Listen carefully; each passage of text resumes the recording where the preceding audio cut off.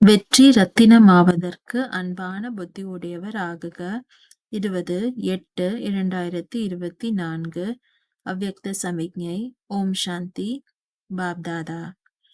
எப்பொழுதுமே தந்தையினுடைய துணையுடைய அனுபவம் செய்து கொண்டிருந்தீர்கள் என்றால் வெற்றியாளர்களாக இருப்பீர்கள். ஏனென்றால் துணையுடைய அனுபவம் நிறைந்த ஆத்மா அன்பில் மூழ்கி தொலைந்து இருக்கிறார். அவர் எந்த ஒரு தாக்கத்தில் வர முடியாது. எப்பொழுதுமே வல்லமை நிறைந்த தந்தையினுடைய சங்கத்தில் இருக்கும் வல்லமை நிறைந்த ஆத்மா எப்பொழுதுமே மாயாவை சேலஞ்ச் செய்து வெற்றி அடைந்து விடுகிறார்.